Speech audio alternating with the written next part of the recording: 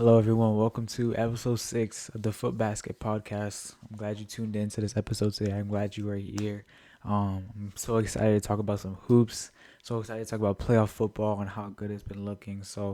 I can't wait to get into those. I just want to first give all glory to God, allow me to do this podcast, allow me to be here, and that He's been with me in every step throughout this journey. And I just give all the glory to God for allowing me to have success in this podcast and be able to have the wisdom and the intelligence of everything I need, and all the glory goes to God. I don't have any questions of the week this week, so I just want to go over the what this segment is. The question of the week segment is where you as viewers or people that are watching, you can send in a question to me.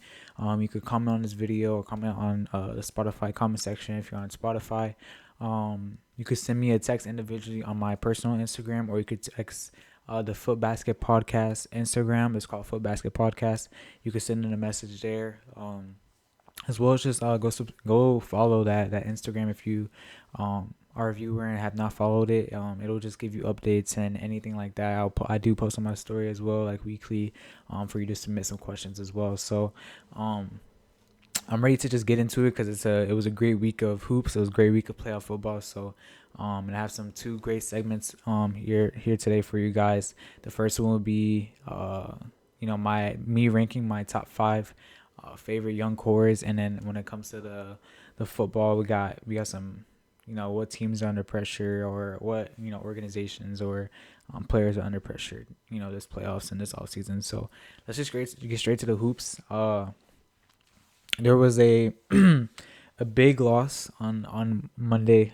January 5th was the first day that I started watching and preparing for this episode, and there was a big loss that the OKC had against the Hornets, and it was we've seen the OKC now really just mellow out and tone down how good they were and how dominant they were. They had a bad loss against the Hornets this week.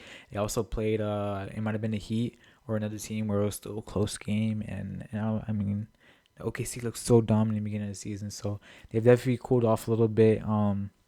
Also, the Celtics on this Monday played the Bulls, and Jaylen Brown and this offense has just been looking so good. Jaylen Brown is now top 3 in the MVP watch.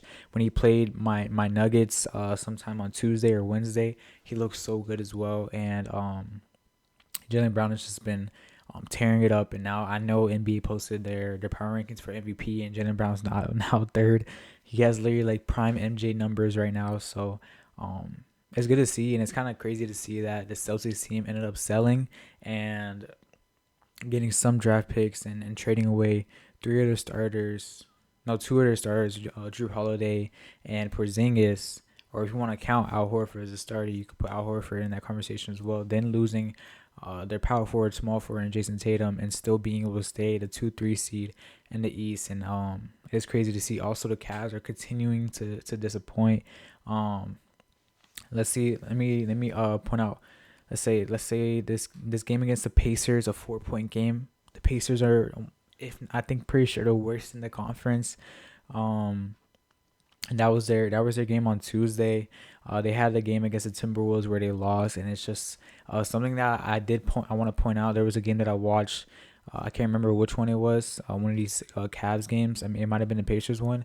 And Evan Mobley has just not looked good offensively, and he has not taken that step offensively, and even defensively, he's not the DPOY like player that we saw last year, and he's just really taking a step down. And I don't think that because of his step down means the team's success is fully gone. I think it's genuinely all the players besides Donovan Mitchell. Donovan Mitchell's out there just trying to at least keep this team afloat until the other players figure it out. So I don't know if the Cavs need to, sell Jarrett Allen, let Evan Mobley have more control in that post area, or more touches as a big man. I know Jarrett Allen does not get a lot of touches, but he gets a lot of lobs. He gets a lot of the rebounds and getting the putbacks. He's already in the paint and stuff like that. So Evan Mobley just hasn't taken that jump that if you're really a hoop, or if you're really into that preseason stuff, like Kenny Atkinson and his team were just saying how like, oh, Evan Mobley is gonna be going crazy this season, and he's taking such a big leap, and we just haven't seen that leap yet. Also, shout out the Clippers this week. They've got a little bit of a win streak. I think they're on a 3 game win streak right now. They had a good win against the Warriors, a 1 point game. That was a Monday game as well. They're slowly getting back into into that playoff contention. And as long as they make the playoffs, I think they will still be a good team in the playoffs. It's not like, if the Bulls or the Heat, like every year they're playing and one of them going to make the playoffs. If one of them, one of them's going to be in the playoff, but like we're not, expecting one of those teams to win. Whereas like the Clippers could play, I feel like any of the top 5 teams and they'll put on a real a series and stuff like that. And we saw that last year with the Nuggets and so yeah, I think the Clippers just need to, continue to try to get some wins in before, at least All-Star break and just really get that big push that last month or two where they could at least get, maybe not in a play-in, but at least like a 7 seed, 6 seed. Also, the Rockets had some bad L's this week where they now drop all the way down to the 5th seed. They lost to the Trailblazers 102-103. I know Kevin Durant had that game winner against I think it was the Bulls. No, it was the Suns. It was the Suns, but then they had another close game where they lost. So and let me see if they played one more. Well, they played the Trailblazers back to back and lost both of them, both close games, and it was just a two in a row bad L's from the Trailblazers. Trailblazers aren't a terrible team, but I expected the Rockets to at least take one of these games away, but they lost both. So, and now the Rockets have dropped down to the 5th, 6th seed, which is, I mean, they probably don't want to be there.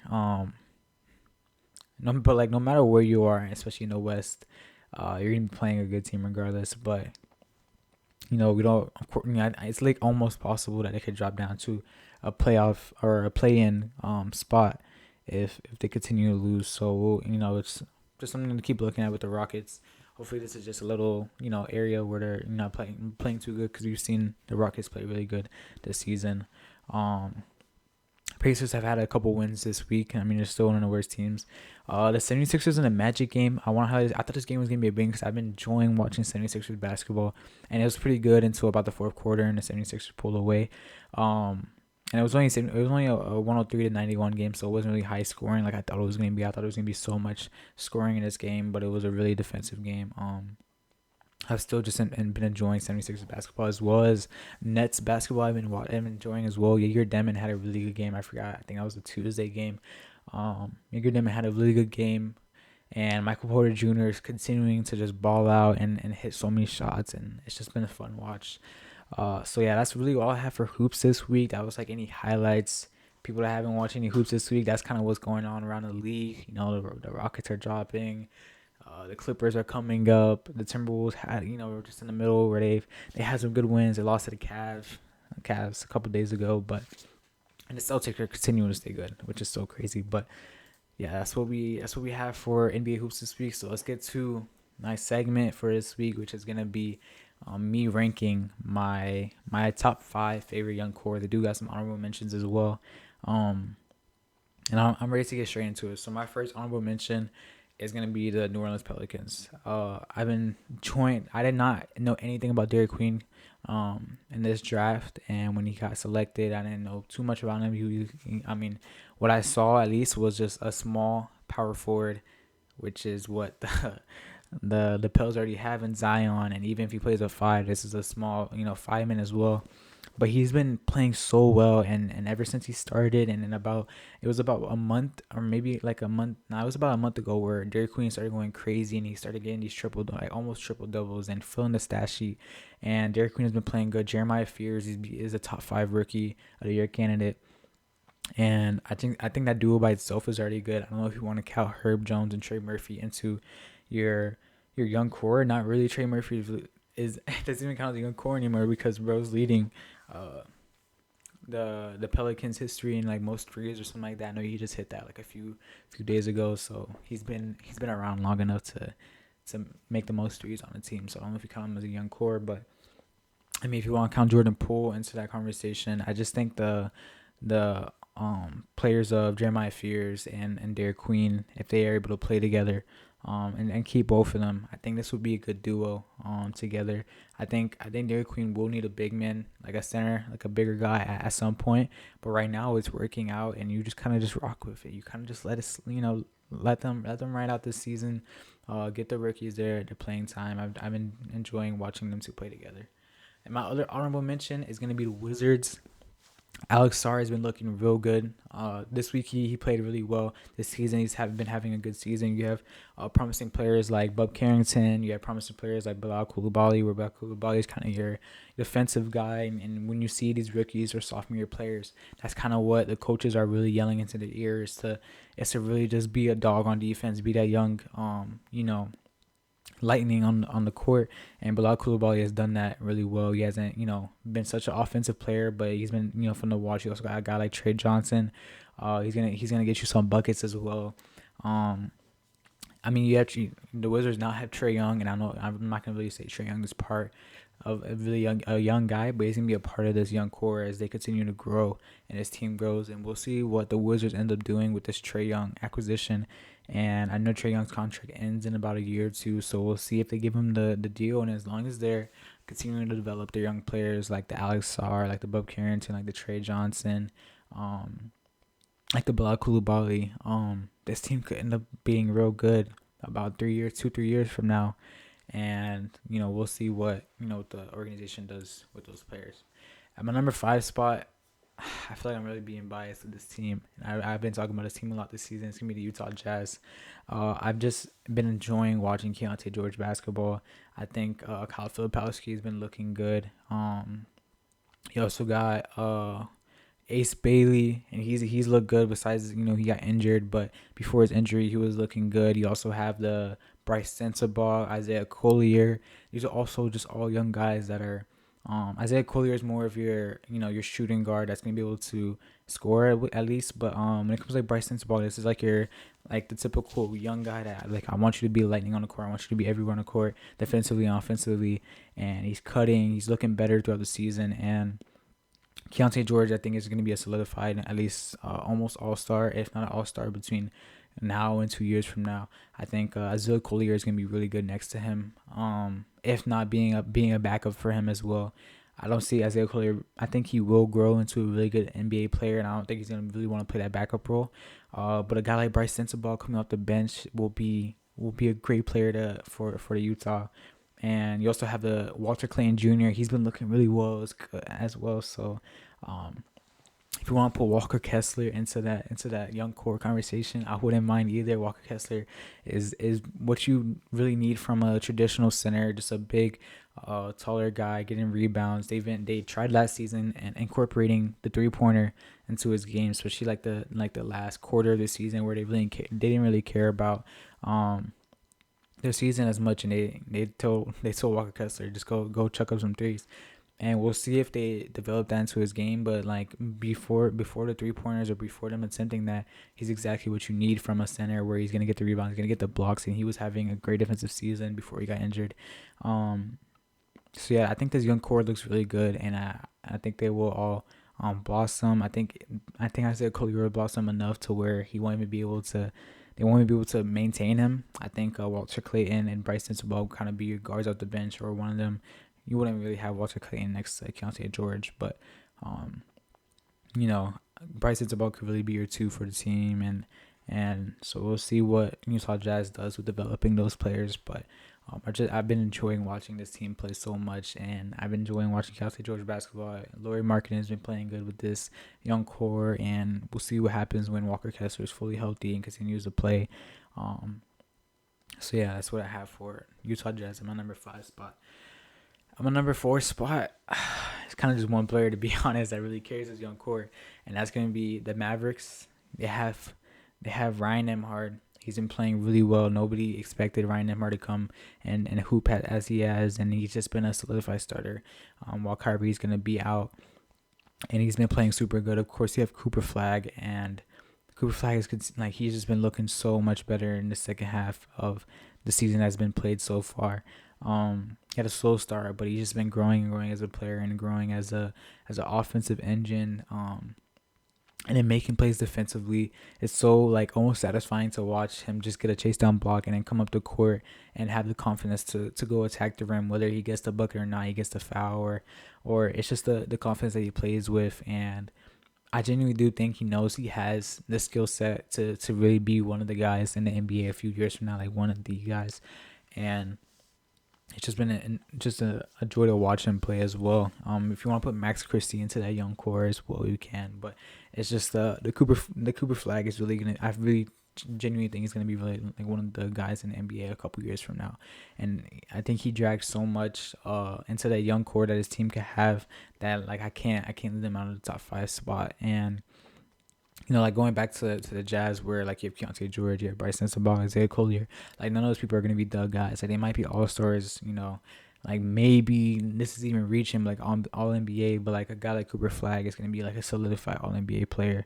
And I think Ryan Nembhard's gonna be a really good, point guard. He's gonna be more of like a Tyus Jones in the NBA, or even like his brother in the NBA, where like he's not gonna be an all-star point guard, but he's gonna be such a important role player or important piece to a team like a Drew Holiday was in the Celtics, and I think Ryan Nembhard will grow as well, and they've given him so much access on this team right now, and probably learning so much from Kyrie as well, in that locker room. So it's kind of just two players. I mean, you could put Max Christie into there. You could put Derek Lively in there, but he's been injured, so he's gonna be injured for the rest of the season.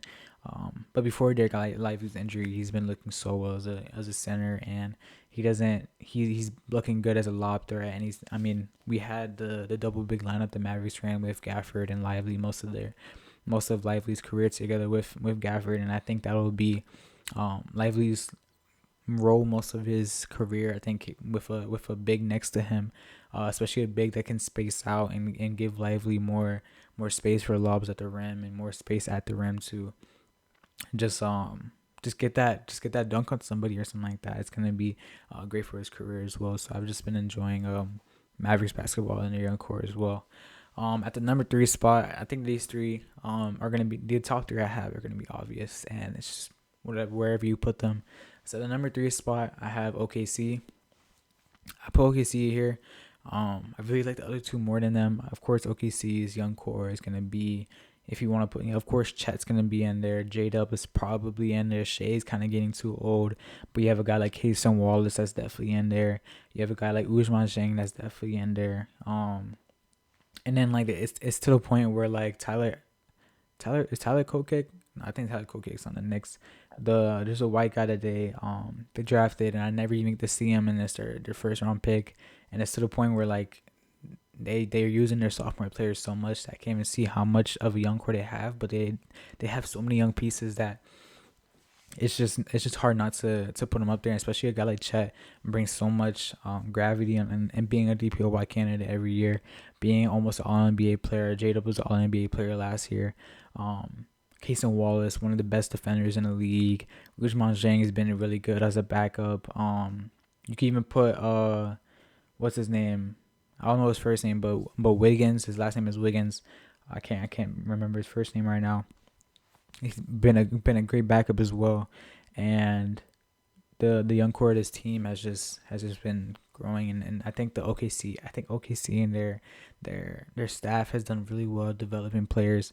And again, like I said, with these young players that we're going to talk about, especially on the first team, is you kind of want them to be this lightning on the court. These fast players are running everywhere, making plays defensively, and just being engines on really just like nonstop engines on the court.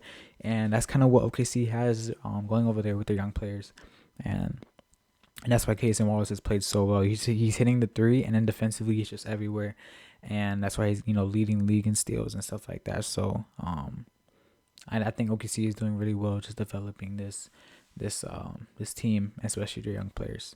And then at number 2, I have the San Antonio Spurs. San Antonio Spurs are their young core, of course, is getting carried by Wemby. Of course, he's gonna definitely be one of the guys in the league, if not the guy. And then you also have Dylan Harper has been playing super well. Stephon Castle is another young guy that's just growing as well and he's looking so good. Of course, I don't think you could put De'Aaron Fox into that young core category. I think he's solidified himself as a player in the league. But it's just those that's just like a big 3 right there that just carries them into this 2 spot in my opinion. And I'm so glad to see that Dylan Harper's progress and his talent isn't being wasted because of You have De'Aaron Fox and Stephon Castle already taking up those guard spots. So who's gonna take up? I guess Dylan Harper gonna come off the bench, but San Antonio has done really well to incorporate all three of those guys and let them play to what they're able to and what they're good at. And Dylan Harper, I don't think Dylan Harper's talent is being wasted at all. And of course, if you go put Dylan Harper on a team like the Pacers, you put him on the Wizards or the Nets, like of course he's gonna have more points, more assists, and you'll see more touches out of him. But I don't think this spot that he's in with Fox and Castle next to him is gonna hold him back. I think this will continue to help him, especially off the ball, as a player. So he's not just continuing, like if he went to a team like the Nets, he's gonna have the ball in his hand so much, and we've seen multiple times like that could really mess up a player's career, especially like the amount of turnovers you could get, and that could just mess up with you mentally as well. And I think Dylan Harper is gonna do super well. Of course, Stephon Castle, rookie of the year last year, and he's been playing super good this year.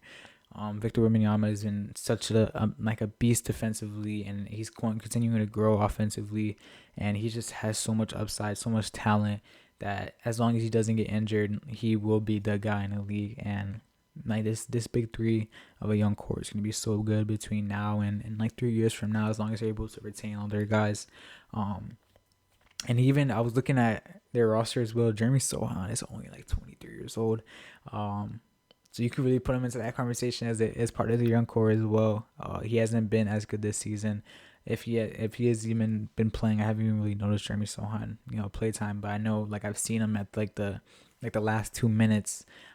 San Antonio Spurs up by 40, and they put him in, and it's like he's gonna drop down to that road where it's like a year or two ago when he was in his sophomore year season or his third year in the league, he was getting crucial minutes and ending games that are close. So, but you could really put Jeremy Sohan into that young core as well. And then at my number one spot, for sure, in my opinion, is the Pistons. I think also I kind of just noticed the team. I tried to put them on honorable mention. I'm gonna shout out the Rockets. The Thompson twins are both super upside. But going over this Pistons team, they have exactly what you want out of your young players. There's just so many to name. You have Jaden Ivey, you have Ron Holland, you have Asar Thompson. You could put Isaiah Stewart, you could put Jalen Duren, you could say Cade Cunningham. Duncan Robinson's definitely too old. But you have all these players, and they all do what you exactly want from your rookies, which is to just run around the court, and your young players are just run around the court and make plays and have that energy that your vets won't have and won't be able to move as well as you do. And there's been times where like if Cade Cunningham comes out and you have like people on the floor like Asar Thompson, Ron Holland, Isaiah Stewart, and like Duncan Robinson, and like the offense does not look good the offense does not look good at all. None of these players could really have the ball like dribbling the ball on the ground, but like defensively, like they just do exactly what you want out of your young players. And the Pistons have done really well with developing the young players and guiding them to do what exactly they're good at, which is something that I think OKC has done really well as well. But just the amount of young players that Pistons have and how they're using them in such crucial roles. Guys like Jalen Duren that's taking these leaps. Asar Thompson has taken this leap from his rookie year, and Cade Cunningham, they've developed so well, and like being able to keep him into the program after losing 17 straight 2 years ago, and now last year they had such a good run, and now they're gonna the one seed right now, one of the best teams in the NBA, and they're still a super young team. And I think the Pistons and their young core is gonna be so good 2-3 years from now. And I think the coaching staff is doing really well to use them for what they are, and it's that super athletic, super energetic, and running around the court while you let your Tobias Harris, you let your Duncan Robinson, just in the corners and hit the shots that they need to hit, and let your young guys just run around and get the plays, make the big plays and stuff like that. So I've been enjoying watching Pistons basketball as well. So shout out the Pistons because I think they're gonna do super well this season. So yeah, that's all I have for the NBA. NFL, I couldn't wait to get to the NFL. Oh my goodness, the wild card was amazing. There was one game that was definitely mid. But besides that, the playoffs are really bound to be really good. Now let's go over this Rams Panthers game, the first game of the wild card. Oh my goodness, shout out to the Panthers. They kept close in this game. Um, Puka Nacua is genuinely so good, and it's insane. And I don't even think he's like a top 5 most talented wide receiver. I don't know if he's top 10 most talented. He just has this drive and this grit that just allows him to get the extra yards to make the plays. I know he has athleticism, but I just don't think he has the talent. But he still makes it work. Um, I think the Panthers did really well, and I'm excited to see what they're gonna do next year with this team that's still super young. But they held up with what I think is a Super Bowl contender. I think the Rams are gonna be in a Super Bowl with the Broncos or whoever comes out of the AFC. But they kept this game close. That last drive by the Rams was super good. Matthew Stafford played super well that last drive. They didn't even have to use a timeout. So it was really efficient and good drive by the Rams, and then like their defense just got the stop on the Panthers. But the Panthers really kept this game close, and I was like, are Rams really about to lose this game? But the Rams get it out, and I forgot who they're playing next, but um I don't know. Shout out to the Panthers. They kept it closer than I thought it was gonna be, and I'm excited to see what this team will do next year. The Packers and the Bears are like, I don't know. I don't know if I said this last week. I probably did though, and I was already knowing that this game was gonna be a banger. Last time they played, it was so good. At the time, I think they played 2 times a year. I can't remember. The time before that, they played. It was a really good game as well. Um, the Green Bay really choked this game, and I don't even think the Bears offense they even look that good into the fourth quarter. And then you had Caleb Williams. He does this all the time, and we'll see if this is able to um stay good in the playoffs if when they play like a team like the Rams or a team like the Seahawks sometime in the NFC, like if they're gonna, like, most of the times the Bears have these fourth quarter comebacks where in the fourth quarter they just look so much better. They play a good, like, a better defense, which I don't think the Green Bay Packers is a bad defense, but they play a better defense. Will they be able to actually, like, you know um make the comeback happen going against a really elite defense like the Seahawks or the Rams?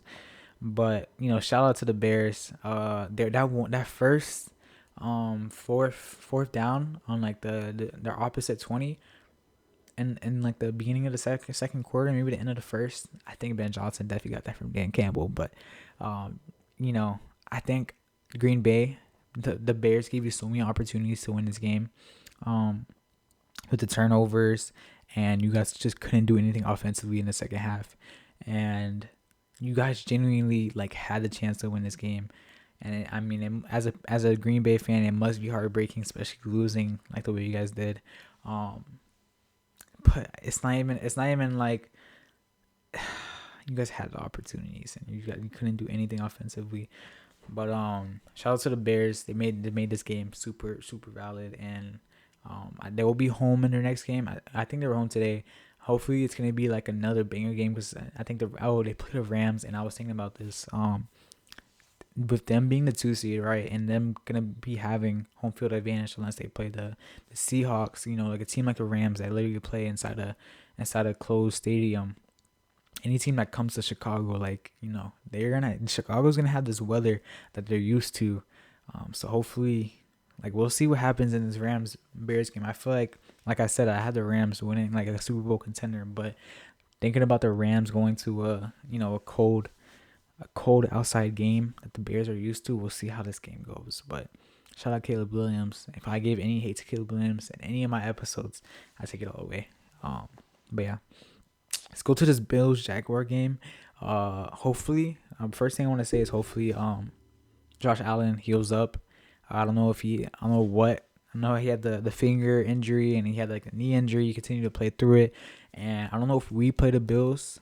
I haven't looked at the playoff bracket, but I don't know if the Broncos play the Bills first. But of course, I don't want Josh Allen to not be playing. Like, Josh Allen is gonna lead this team, and I already knew that the Bills were gonna be super good and during this wild card and during these playoffs. And I genuinely still think that they are the team I feel the most coming out of the AFC as a Broncos fan.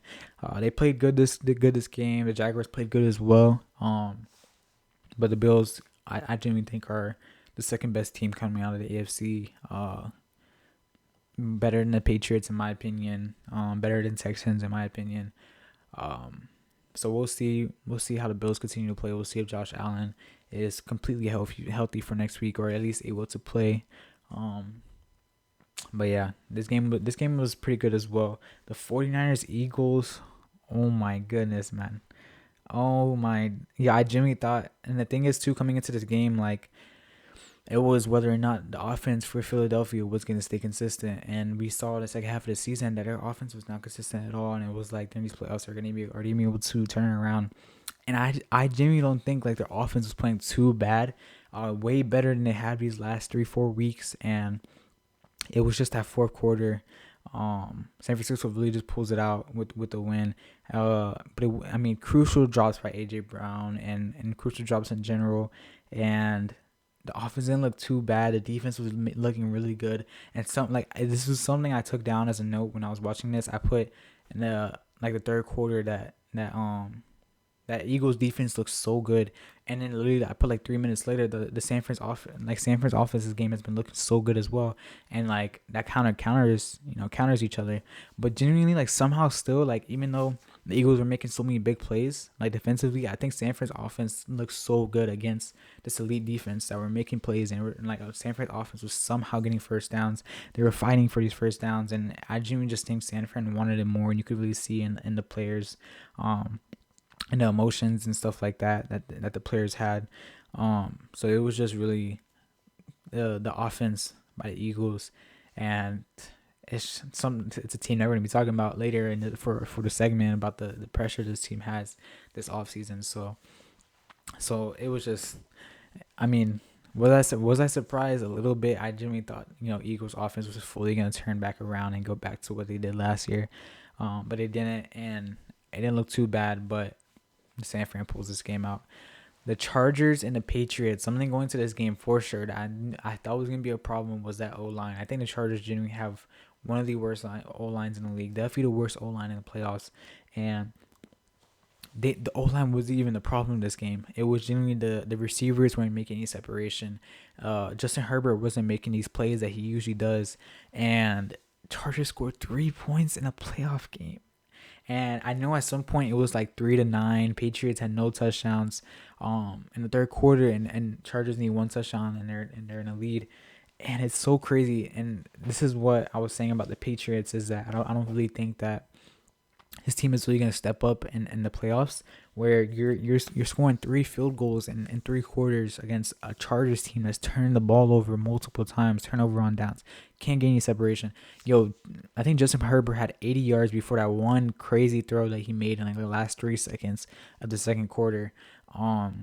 So like before that throw, he only had like 60 yards.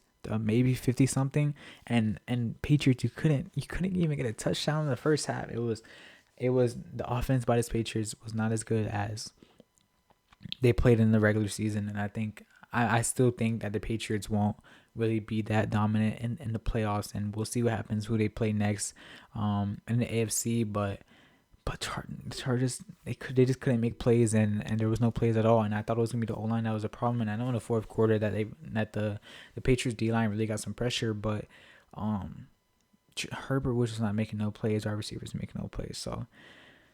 So yeah. And then that's all the games for the wild card. I think the wild card was enjoyable to watch. I can't wait for this Texans Steelers game. I think this game is gonna be super, super good. I think this game is gonna literally go down to the final drive. Also, I do wanna. What game was it? Oh, I think it was the Panthers. I did want to see that final drive by the Panthers. I don't know if it was the Panthers or the Chargers. It was one of them where of course they were losing, but they had a final drive with like 1 minute and 30 seconds left, and they threw an interception that was off like a bounce to wide receiver's hand. I still can't like picture right now what team it was, but I wanted to see that final drive see if they could actually make a final drive. But this Texans Steelers game, I know it's gonna be a banger, and I can't wait to watch that game tonight. But that's all I have for the NFL games and this NFL wildcard playoff. So let's get to the segment I have for this week, and it's what teams, organizations, players, coaches, all of the above. Which of them have the most pressure? whether it's during the playoffs or during this off season. So we have two playoff teams. One of them technically isn't a playoff team anymore because they got knocked out. And then four non-playoff teams. So the first team I'm gonna mention, who's I feel like is the most under the most pressure, is the Chiefs. Um, and it's really just something that's definitely that you got to think about as a Chiefs fan is Travis Kelce retiring this season. If not, cool. Now can Patrick Mahomes really heal up, come back to his MVP self, and they make another playoff push and continue this dynasty? And I genuinely do compare the Chiefs similar to the Warriors when it comes to NBA, NFL, where like these are the only teams that I like. If I did have a hating team, I would, and I'm not really much of a hater, but like the Chiefs and the Warriors, like on both sides of like on NBA, NFL, they're so good and they're so talented, and I don't even think they have like the amount of players that are really good. If that makes sense, where like I don't think the Warriors have like five starters that are genuinely so good like OKC has or like the Celtics had during the playoff run, or the Chiefs where they don't even have any crazy wide receivers. Of course, they have a good defense and a great defensive coordinator, but it's just like these teams somehow make it work. And I'm more of a person that I don't really like watching dynasties, and I'd rather see other teams win and stuff like that. And it really just depends on, and it's like, is Patrick Mahomes going to come back to his MVP self, and are they really going to buy into continuing this dynasty and going to win again, next Super Bowl, or are they going to, sell this season? And that really just depends on the front office and what decision they decide to make. And it's like, do you take the risk on the torn ACL recovering Patrick Mahomes? Like, do you just truly believe that he will continue to play good in his MVP self, or do you just sit back and just start to sell and start a kind of a mini rebuild where you sell a couple players, you let Mahomes get back to himself, and then 2-3 years from now you guys are back in it? You know what I mean? I think the general manager in the office really got to make a decision whether or not they really want to buy into next Super Bowl, or they want to do like a mini rebuild and stuff like that. So yeah, that's what I have for the Chiefs. My second team is gonna be the Cowboys, and all it is this is also kind of for their coaching staff and for their office, is they need to fix that defense. We saw multiple times this season the offense is scoring 40 points, 50 points against good defenses. They're not playing Miami Dolphins every game. They're playing good defenses, and it's just like, or in the Cowboys defense is just not able to stop a team. And then, like I said multiple times, like if you're not betting the over on these Cowboy games, like you're tripping, because like it's always like 35-40 or 42-33 or something like that. Like it's always high scoring games because the Cowboys are going to score against your team regardless. But then as long as you could just score back on them, you just need one stop and the game's over, because the Cowboys can't get a stop. And I know they bought into a guy like Quentin Williams to help their defense, but it really wasn't the pressure that was a problem. It was really their secondary. It's not like the Lions where they have these crazy injuries. Like they have players that are their starters and been starters for a while, and they drop a guy like Trayvon Diggs that was just a Pro Bowler 3 years ago, and it's just crazy to see how bad this defense is, and what the coaching staff or what the office would do about trading or signing defensive players and buying into their defense, because their offense is perfectly fine and their offense looks so good, and Dak Prescott looks so good this season, just for it to be wasted because their defense can't stop anything. So that's what I have for the Cowboys. My third team is I couldn't wait to get this team, is the Lions. The Lions genuinely disappointed me this season, where they're one of the youngest teams in the NFL.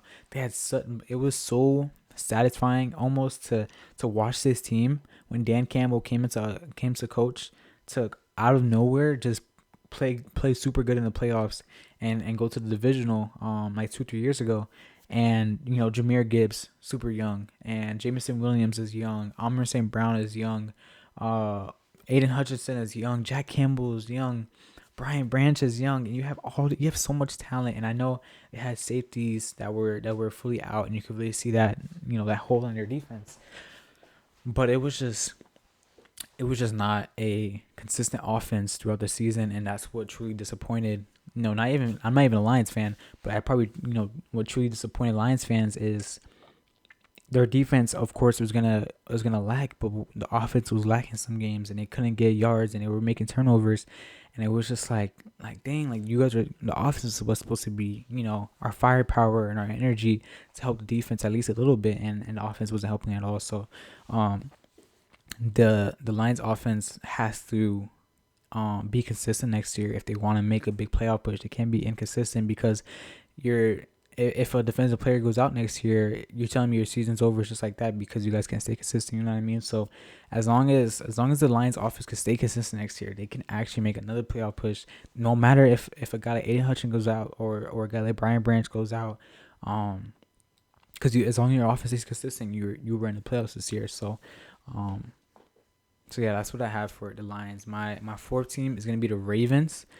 They just fired Jim Harbaugh, and they're bringing in a new coach.